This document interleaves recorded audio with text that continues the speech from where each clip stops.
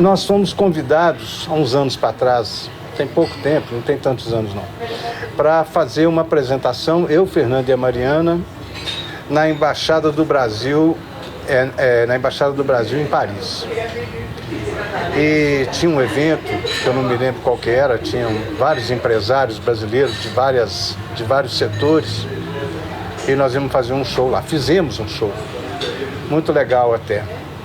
E um amigo do Fernando, um crítico de música francês, Philippe Lesage, casado com uma brasileira, nos convidou para jantar num restaurante tradicional lá de Paris e tal.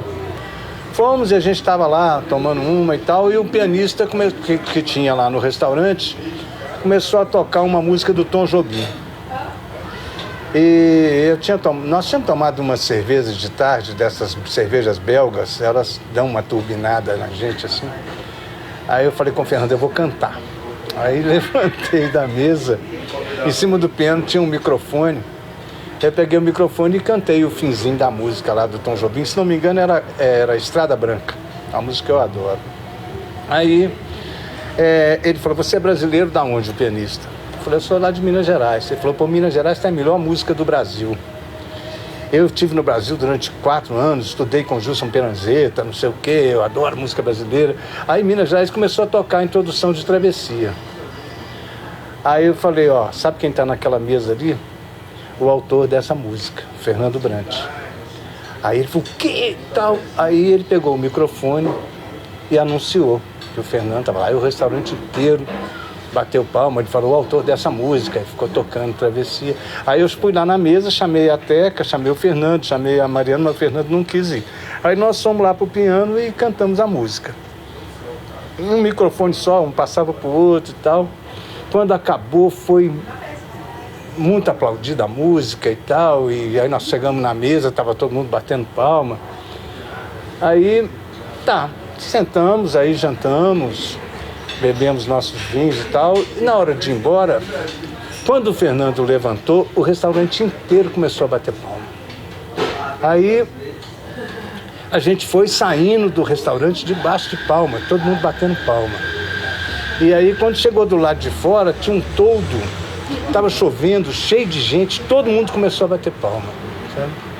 Foi um negócio assim, emocionante, e o Fernando transpirava alegria, sabe? Então é uma das lembranças que eu tenho de coisas muito boas que aconteceram nessa nossa convivência, assim, e das histórias que tem desses shows, né?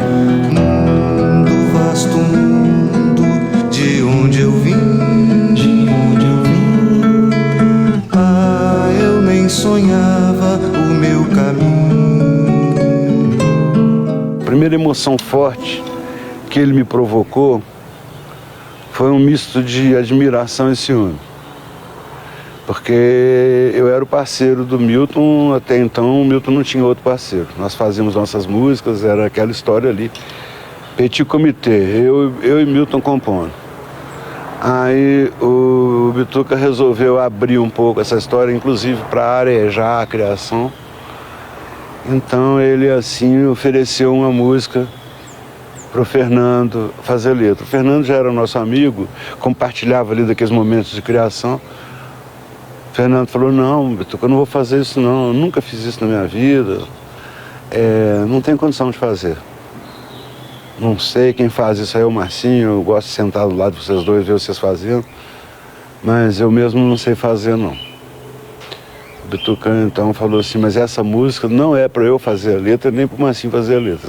Essa música tem que ser você. Se ela ficar muito ruim, a gente transforma ela naquela música nossa, de quando a gente estiver bêbado, abraçado, você é meu melhor amigo, e a gente canta só para nós dois. Aí o Fernando virou para ele e falou, bom, sendo essa condição, aí eu topo fazer. Ficou muito timidamente fazendo, não sei o que, e um dia apresentou o Bituca uma letra que se chamava O Vendedor de Sonhos. O Bituca me mostrou, eu fiquei ao mesmo tempo maravilhado e possesso de raiva, porque eram versos que estavam começando por onde eu ainda não tinha chegado, entende? Eu já estava compondo há 2, 3 anos com a Bituca, mas eu ainda não tinha chegado àquele nível de elaboração. esses versos foram os versos de travessia. Quando ele apareceu, quando ele chegou, juntamente com o Márcio, apesar dos estilos serem diferentes, e o Ronaldo, os três, na verdade, fizeram uma coisa revolucionária na música brasileira, né? Eles vieram com uma poética absolutamente diferente do que existia até então, né? Nós fomos crescendo juntos, né? O Fernando foi o grande fermento, assim, desse crescimento nosso. O principal do Fernando é a inspiração. É um cara, assim, de letras, assim, extraordinárias. As coisas que ele escreveu, que ele deixou na música brasileira, são coisas extraordinárias. E eu tenho muito orgulho de ter convivido com o Fernando, ter sido parceiro dele, ter conhecido ele jovem, ele também jovem, e termos desenvolvido uma parceria que não foi de muitas obras, mas foram obras que marcaram muito a minha carreira e até a carreira dele também. Escrevi 2 canções com ele, né? Uma terceira foi uma versão que eu pedi dele para fazer, de um negócio aí que eu vi na televisão. Um troço que passava lá na Indonésia, uns garotos pescando com... O avô ensinava os meninos a pescar com a telha de aranha, que botava no anzol, e ela ficava parecendo um bichinho, um inseto e tal. Aí o peixe, agulha, né? Pegava ali e grudava. Então, não sei o quê, mas tinha uma música muito bonita naquilo. Eu fiquei, assim, interessado naquilo e pedi o Fernando o negócio parou no meio do caminho, entendeu? E eu falei, pô, esse tem que passar de novo para não saber como termina a música, como é a música inteira, né? E a gente acabou fazendo, ele fez uma letra legal demais, que em algum lugar. Ele tinha um texto magnífico, que tinha sentimento, tinha boas ideias e também uma crítica social muito poderosa. A participação do Fernando é muito interessante porque é uma participação bem silenciosa, né? Através das palavras, e o letrista se coloca como um coadjuvante importantíssimo, né? Assim, quase ator principal. E ele fez isso muito bem, né? Eu acho que ele é admirável como ele soube se colocar e fazer o que devia ser feito, né?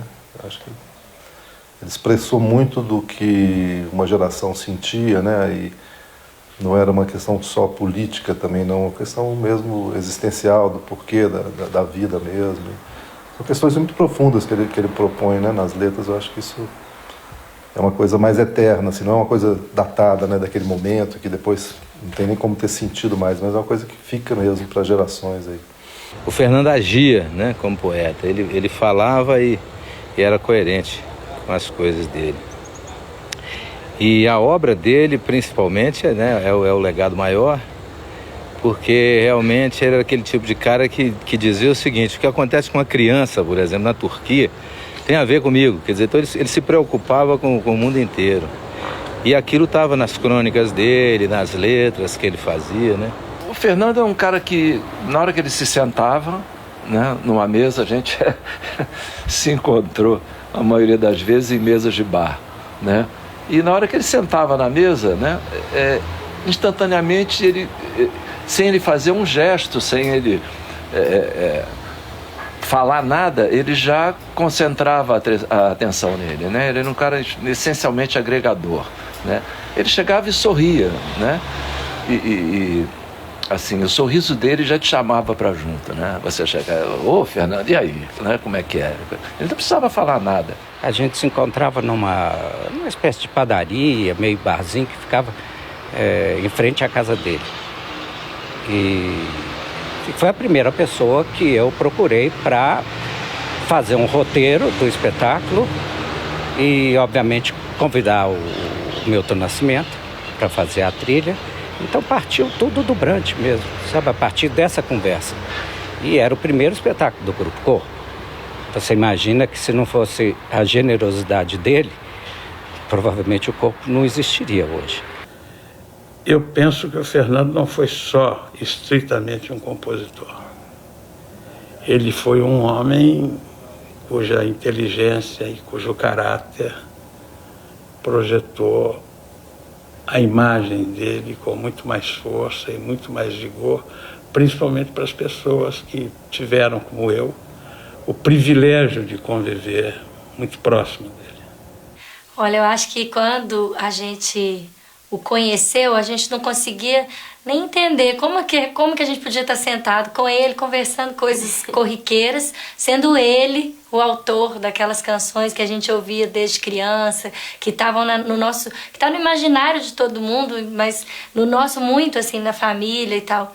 E eu acho que o bacana é que o Fernando era uma pessoa que juntava o seu lado artista com o seu lado pessoal e você enxergava a mesma pessoa. Quando você conhece a pessoa dele, você identifica vários pontos da composição dele, da personalidade dele, você identifica, aí você começa a entender, resgata aquela música que você ouviu durante anos da sua vida, mas não tinha a referência de quem de fato e por que aquelas palavras saem. Quando você vê a personalidade dele, você entende toda a história. Essa coisa bacana dele, acho que saía nas letras dele, porque não adianta, às vezes você conhece um artista, você fica decepcionado, porque o cara escreveu uma obra maravilhosa, mas ele como pessoa é grosseiro, ou é impaciente, ou é intolerante.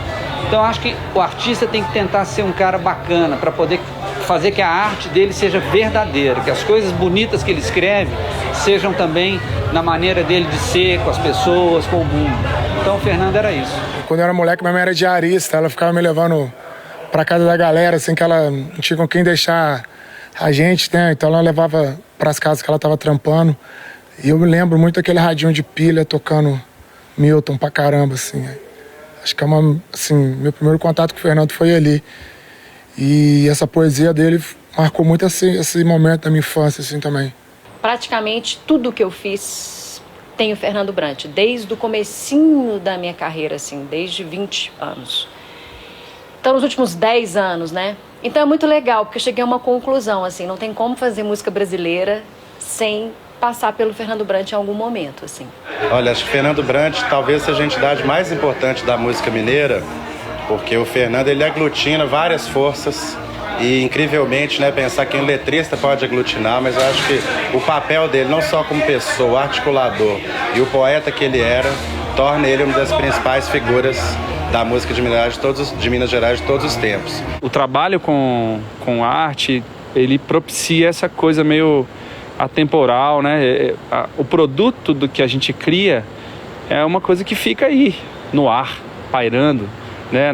É imaterial, né? Não tem como pegar, a não sei que você pegue no disco, no livro, a poesia dita, ela é só uma poeira. Então, é sensacional isso, né? O Fernando conseguiu se eternizar nas canções e deixou um legado aí para não sei quantas gerações, cara. É um negócio que realmente todo mundo que aprende a compor fatalmente vai em uma hora encontrar com esse cara pela vida.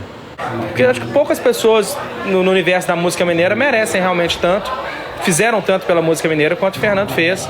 Ele era o letrista mais transversal do Clube da Esquina.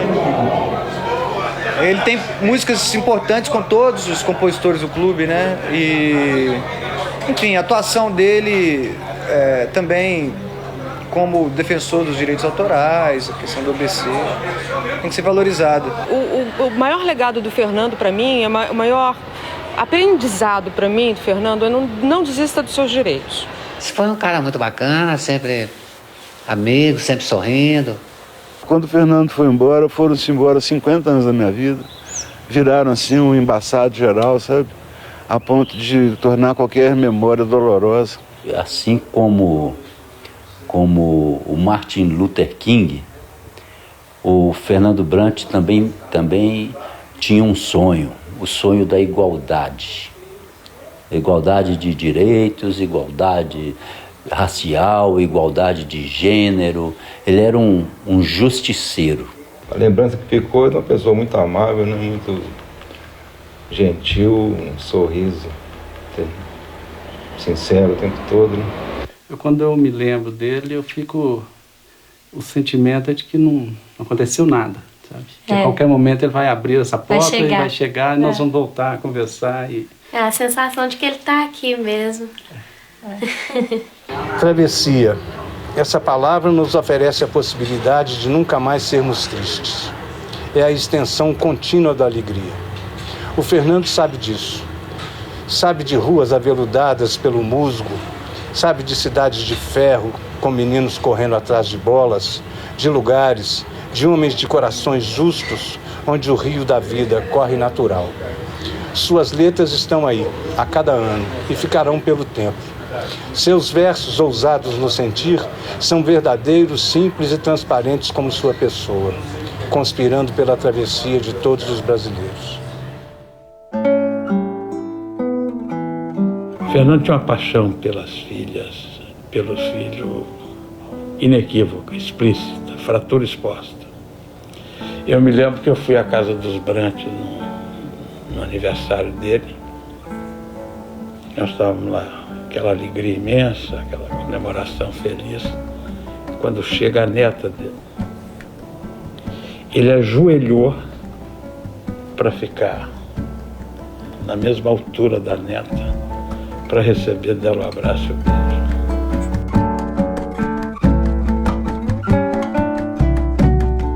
E conhecendo o Fernando muito bem, ele quer que a gente festeje mesmo, com música e alegria, porque ele é assim. O meu não é um olhar estrangeiro. Venho de dentro e fundo. Sou filho de Minas e Gerais.